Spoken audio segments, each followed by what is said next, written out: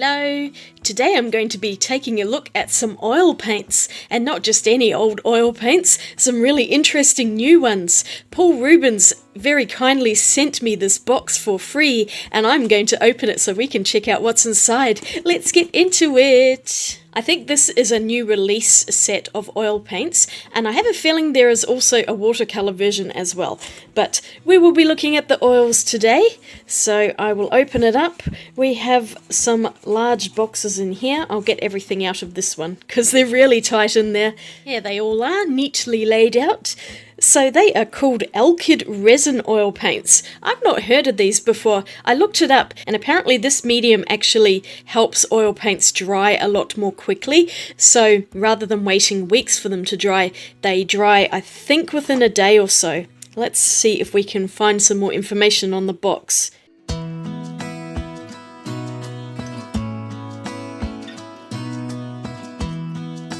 So in here are different colours, they're not all the same. I do know that much. I think it is a set of 12. They are big tubes. And what we might notice already, just from these three, is that they are all opera colours. So these are kind of a neon paint, I think. And I'm very curious to try that. I've never seen neon oil paints. I think they call them opera, so they have that fluorescent quality to them. They're very generous sized tubes as well. Each one says it's 50ml. I'll come back once I've opened all of these. They're pretty.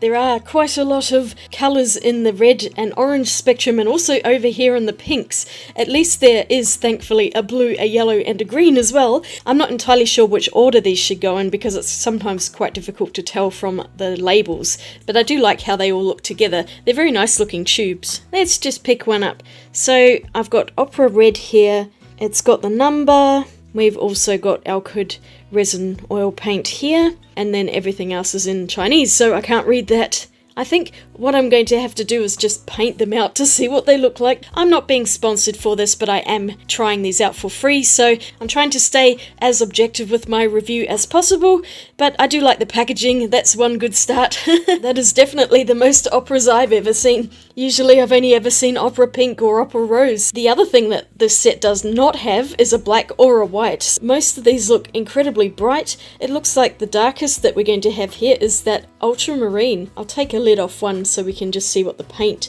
quality looks like. Well, that looks nice and red and quite thick too, so I'll put some out onto a board and we can check out the thickness of the paint. I also am really curious to see if these are opaque or transparent, so I'm going to be swatching on black as well as white. So I have an MDF board here, just an offcut, and I've painted half of it with white gesso and the other half with black. The black side is still taking a while to dry here because I've only just done this, so I think I'll swatch out this side first, and hopefully once this side is dry I can see what they look like on the black as well. I'm swatching with a palette knife so I didn't have to get brushes dirty and clean them with solvent all the time. It's a little difficult to show on camera just how bright these paints are. They look a little more muted, but they really are neon, especially some of these orange colours and the yellow, which we'll see shortly. According to Paul Rubens, all of these paints have fluorescent qualities, but only 9 of them will glow in the dark and are therefore true neons. Check out how bright that opera golden is. That one really is neon, as is this opera yellow. It's so bright. I'm going back to my childhood here where neon was all the rage. That's a lovely bright green too. So the 3 that don't glow in the dark include the ultramarine, which is actually quite a dark blue, and it's a very pretty colour, but most definitely not a neon. The other 2 is, I think, this opera purple, which does have a fluorescent quality, but is definitely not neon by comparison to the violet here. The other one is opera red, I'm pretty sure. Opera rose is a stunning colour, look at that gorgeous pink, and then opera pink itself is even brighter. Probably the brightest in the collection, up there with opera yellow, and close behind is opera golden. So going on to the black, I was curious to see how well these paints would show up.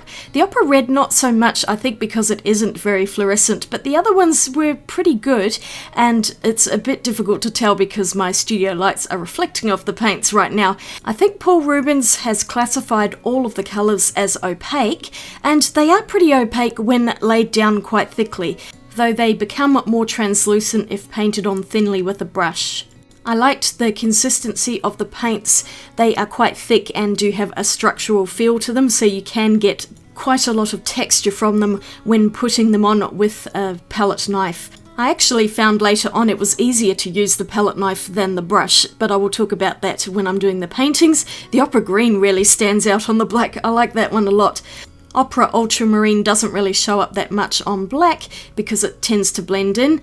Same, I think, with the Opera Purple. These were definitely the two colours that had the darkest values to them. If I could wish for any extra colour, it would be an Opera Blue that's a lighter one and more neon, because I know you can get neon blue highlighters, so surely you can get a neon blue paint, but that was really my only gripe. Otherwise, I really like the colours. These pink ones are gorgeous. And here's what they look like all together when swatched out. And overall, it's a very bright palette of colours. I was thinking to myself, what on earth am I going to paint with these? It's such a strange palette, especially not having white or black. I mean, you don't really want to use white because it's then going to take away the neon qualities of the paint. But I always quite like to use white just on its own for really bright highlights and things like that. And I always find black to be really useful as well in oil paints, just to get really dark places. So for me, I'd prefer a black and a white in the set, but honestly, these are neon colours. That's not what they're designed to be, so I'll let that pass. I don't know what I was talking about here, but I just decided to do a voiceover in the end. I will just quickly mention that these are probably not going to be light fast. That is the nature of neon and fluorescent pigments. They just don't last forever, but I think these will probably last longer than watercolours because of the thickness of that binder that they're in. But here's an important question. Do they glow in the dark? Let's find out with the UV torch that I have here. They do! Look at that! Isn't that pretty? This gave me ideas for paintings. So I don't think the red, ultramarine or purple glow at all, but all of the other 9 colours are really bright and glow in the dark, which I just think is so cool. It's such a gimmick, but it's so much fun. It's a full day later, and I'm touching these paints. They are still quite tacky, although they are a lot drier than other oil paints would be, but that one there is still quite wet, as we can see, so the thicker parts of the paint do still take quite a long time to dry. It's just the nature of oil paints. Even with mediums that try to make them dry faster, I always find they take ages. It could also be my environment, which is a little bit humid today. We've had a bit of rain hanging around, so that might also be causing it to take a bit longer to dry. So do take that into account as well. The drier climate you're in, the faster these will probably dry, and if it's hot too. Quick rundown of supplies. I've got some brushes that I use only for oil paints. They have short handles, which is easier for filming. I have a little pot here that I can put some Gamsol in so I can clean the brushes because they will not wash in water with this oil paint. Along with the Gamsol, I've got these Sennelier bottles. One is a brush cleaner and the other is a medium, which is also quick drying. I figured I might use that in because it should work as well. It didn't work very well in the end, so I didn't use this very much. It's more to thin the paints down, and I wasn't sure if linseed oil would work very well with the particular Elkid that is in these paints, so I just decided to go for the Sennelier one. I have one of those wax paper palette things stuck down to a board, pretty much for single use. They're quite handy. I do not have a glass palette at the moment, which is something I would like to get for my oil paints, but this actually worked well enough and I was fine. I also had the black easel board to stand up my paintings on. So the first canvas I have here is actually a half-done painting, which I started quite a few years ago and I just didn't really know how to finish. It's supposed to be a black hole with this sort of nebula thing going around it, and it just looks a bit dull, so I thought I might add the opera paints over the top to make it more interesting and maybe turn it into something a little more abstract. This is what I'm going to work on to begin with, just so I can get a feel for the paints. I will be starting from scratch in another painting or two, but this is definitely a good way to begin, and maybe I can just make this look a bit more interesting. This is a standard oil paint which has been dried for a very long time, so I don't think I'll have any issues painting over the top of it. I couldn't decide which colours to use, so in the end I just squeezed out a bit from every single tube. This was not enough, and I had to use a lot more paint than this, so I was frequently squeezing from the tubes, but I thought I would start out with a nice, neat line of paints so we could see all of the colours together. They're very pretty. I ran out of space, so a couple of them had to go over in this corner. But finally, I am painting, and I am going in with that really bright opera yellow just around the edges of the black hole, and this already you could see is standing out over the top of the much duller background. I found that the paints, while they are quite thick, they do spread out quite well, at least in the beginning when the paint is very wet. They definitely do dry out faster than regular oil paints, but not necessarily totally dry. They just go quite tacky, and it still takes a long time for them to fully dry. But you can see how this fluorescent color is just shining over the top of the underpainting, and I really loved it. It's really hard to show it exactly as it is because I'm getting haze from the lights. It's kind of a trade-off between having enough light to film everything and the studio lights being too strong. So unfortunately it's a bit bright to begin with, but as I progress throughout the painting it does get a bit easier to see what's going on. I didn't have much of a plan here. I was just adding one colour after the other, starting in with the yellows and oranges and then kind of moving out into more reds and pinks. I also used purple and blue here for the darker areas, and I did end up cheating a little bit. I grabbed a black oil paint out from my collection of regular oil paints just to paint in some of the background because it really needed it, especially the middle part of the painting where it's a black circle. It's still not that dark, and so putting in a really dark black made the whole thing look a lot better. There's a transition with the camera. I think I'd moved everything around just slightly and so it looks a lot better now, but there's that really dark black going in. I think this just made it a lot better with the contrast. And this is where I noticed the difference between regular linseed oil paints and these neon Elkid ones. Linseed oil is a lot smoother and oilier, whereas the Elkid is a little bit tackier, and I think that's why it dries a lot more quickly. So there is a big difference. And honestly, I think I still prefer traditional oils, but the neon ones weren't that bad. It was just a little bit of a learning curve because they behave a little bit differently. Like, they don't blend quite as well, but they were still blending okay. It's just that you have to do it quite quickly before it gets to that tacky stage, and then it just starts to get too gloopy to blend properly.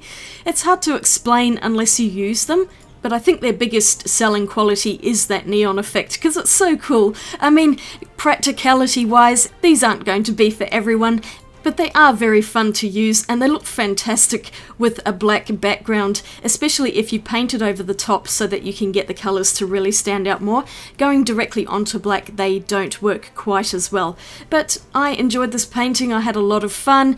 I was thinking of Soundgarden's Black Hole Sun while I was painting this, and so that's what I ended up calling it. I sadly can't play the song for copyright reasons, but once I've finished painting here, I will show you a still photo of it with it lit up under the UV light.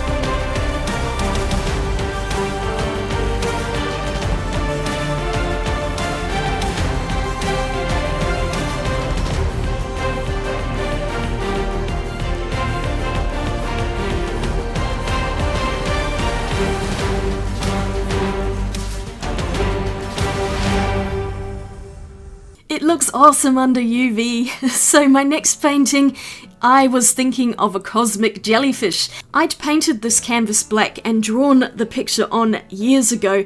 It was just sitting in my to-do pile and I'd never gotten around to painting it, so I thought today would be the perfect opportunity to turn it into a neon jellyfish. So what I am doing here is an underpainting with white acrylic paint because then it will dry very quickly. The opera colours do stand out better against white, so rather than painting directly onto the black where the colours aren't going to be quite as bright, I thought if I paint just the outline of the jellyfish underneath, then when you go over the top of it with the oil paints, it's going to stand out a lot more, and this worked supremely well, so I'm very happy about that. Although the tentacles are a bit dodgy, I was unable to get them nice and smooth. but it didn't affect the end painting too much, so I'm not too worried. So I'll quite often do an acrylic underpainting and then go over the top with oils. So the general rule is you can paint over dry acrylic paint with oil paints, but you cannot paint acrylic paints on the top of oil paints, if that makes any sense. But here we go. I decided to get that green out because I hadn't used the green in my previous picture. This is almost entirely monochromatic, although I did use a little bit of yellow as well just to get a few little highlights.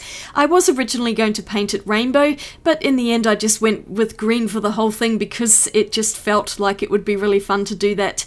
I'm glad I put that white down underneath because it just makes the green really stand out over the top of it, and then where I painted over onto the black it's not as vibrant, so it gives that effect where some parts of the jellyfish are really bright and glowing and then other parts are more semi-translucent. This one worked out really well, I think, and I like the addition of the yellow over the green. It just breaks it up a bit. It would have been too boring if it was just one colour, but this one looks amazing under UV lights.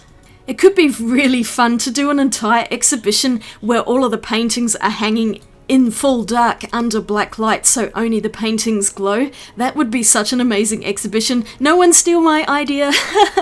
But yes, that would require painting a lot of pictures. Maybe one day I'll do that. I shall amass a whole bunch of them and then hang them up in a blacklight exhibition.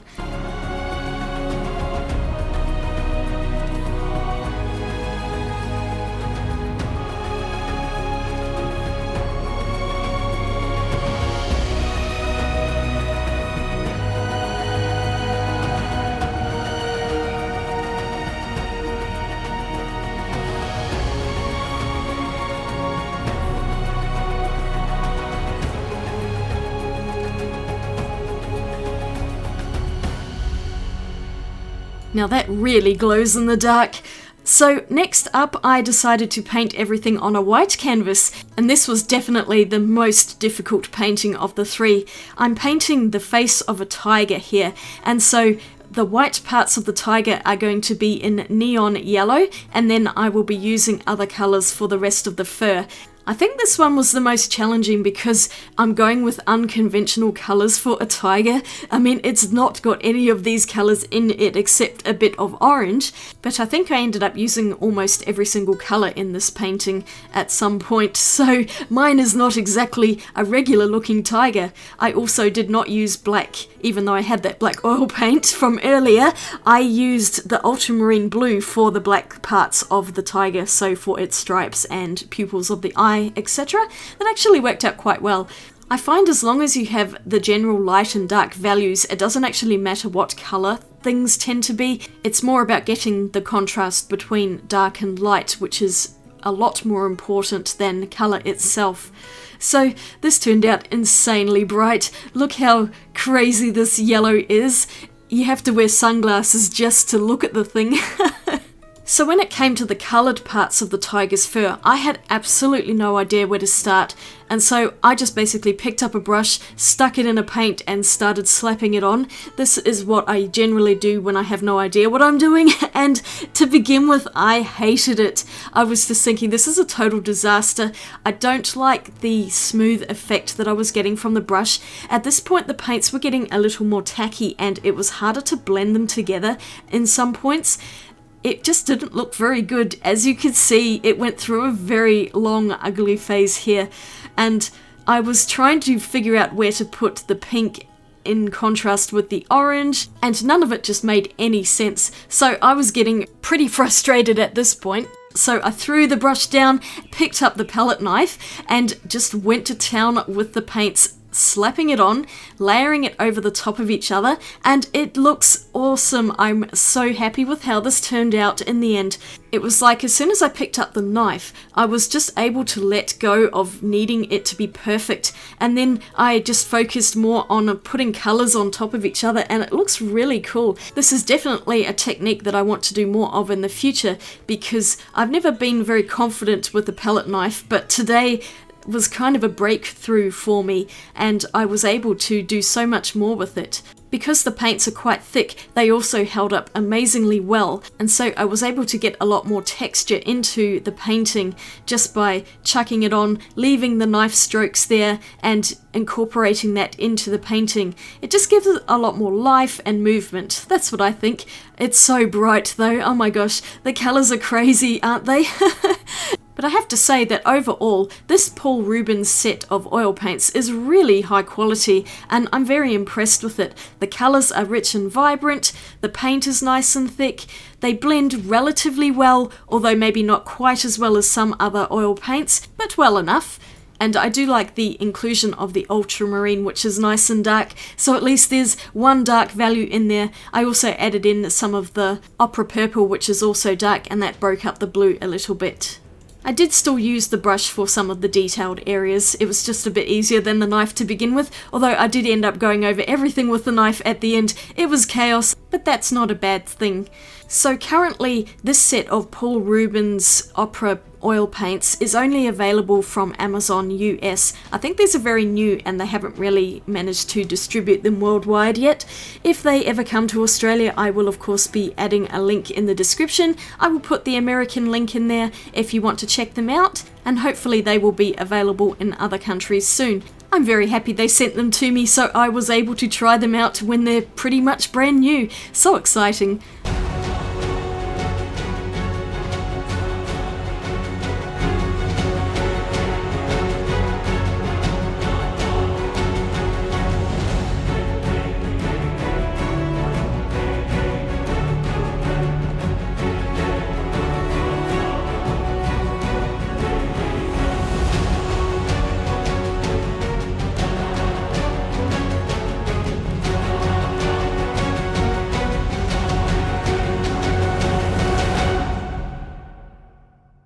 Well, here are all three of the paintings I got done today. They're all here drying. The top two are mostly dry, but this tiger is absolutely saturated, and I really hope the cats don't decide to climb up on this chair because they're going to walk neon paint all through the house. Well, my desk is a gigantic mess and I need to clean all these brushes and put all these paints away somewhere. I need to clean the paint tubes themselves because, especially this yellow one, it has just been glooping out and it's all over inside the lids. I've got paint on my fingers which I've then transferred onto the tubes, so everything is just sticky. My hands are really sticky from all the oil and other stuff in them, but I had a fantastic time with these paints. I think they're really great. Overall, these will be a nice addition to my oil paint collection. I do hope that they will get used a little bit. I also need to use all of my other oil paints which have been sitting there for a long time, so I have my work cut out for me. But I need to go clean this up, so I'm finishing this video. Thank you so much to Paul Rubens for sending me these paints. I really had a great time with them. I'll link them down below if you want to check them out and maybe get some for yourself. And I hope you enjoyed this video. Please don't forget to give it a thumbs up if you did, because that always really helps my channel, and click that subscribe button for more videos. I will see you all again really soon in my next video, and I hope you have a wonderful day. Take care out there. Swatch you later. Bye.